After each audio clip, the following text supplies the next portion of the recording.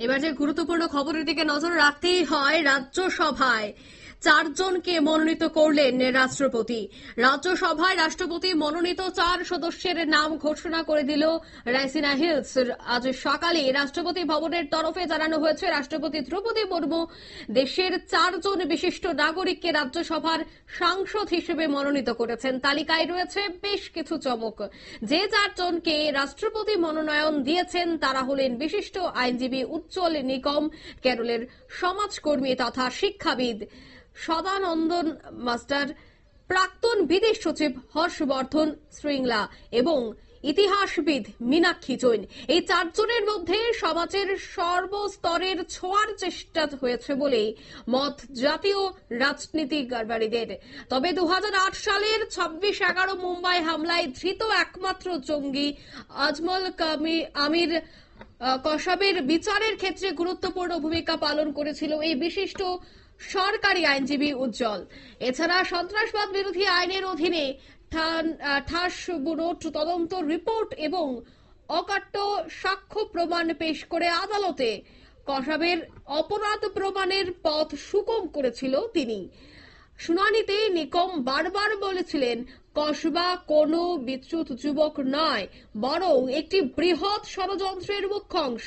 2010 সালের আদালত কসবাকে মৃত্যুদণ্ডে দণ্ডিত করে এবং কাশবকে মৃত্যুদণ্ডে দণ্ডিত করে এবং পরবর্তী পর্যায়ে সেই রায় সুপ্রিম কোর্ট এবং রাষ্ট্রপতির দ্বারাও অনুমতি হয়।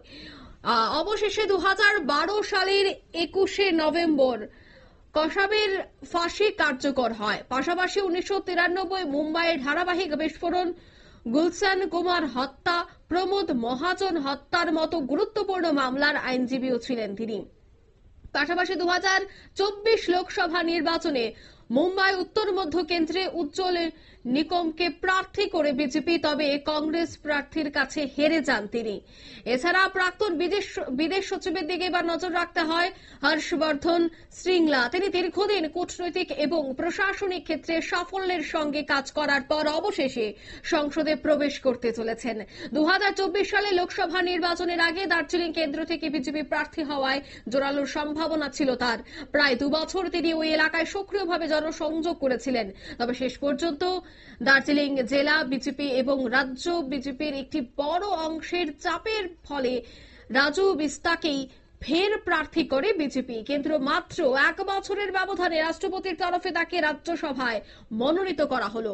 প্রাথমিক সূত্রের খবর, প্রধানমন্ত্রী নরেন্দ্র মোদীর আমলে আমলা মহলে যারা উল্লেখযোগ্য কাজ করেছেন তাদের মধ্য থেকে বেছে নেওয়া হয়েছে এই শ্রীংলাকে। জাতীয় রাজনীতির কারবারিদের মতে দার্জিলিং লোকসভায় তাকে প্রার্থী করতে না পারায় এবার ঘুরপথে তাকে সংসদে পাঠানোর সিদ্ধান্ত নিয়েছে বিজেপি। এছাড়া রাষ্ট্রপতি মনোনীত সদস্যদের নামের ওই তালিকায় রয়েছে কেরলের প্রবীণ সমাজকর্মী এবং শিক্ষাবিদ সি সদানন্দন মাস্টার। ঘটনাচক্রে তিনি কেরলের বিজেপির অন্যতম মুখ। ভারতের সংবিধানের অনুচ্ছেদ 81 যে বিষয়টি রয়েছে সে বিষয়ে লেখা রয়েছে যে এর অধীনে সংসদের উচ্চকক্ষে 12 জন সদস্য মনোনীত করার ক্ষমতা রাষ্ট্রপতির কাছে রয়েছে। আর সেই তালিকায় স্থান পেয়েছে সি সদানন্দন মাস্টার। কেরলের ত্রিশূর জেলায় প্রখ্যাত শিক্ষক এবং সমাজসেবী তিনি। 1994 সালে পেরিঞ্জিরি এলাকায় রাজনৈতিক হামলার শিকার হন, বাদ যায় 2টি পা। তার সত্ত্বেও শিক্ষা এবং সমাজ কল্যাণে বিশেষ অবদান রেখেছেন তিনি।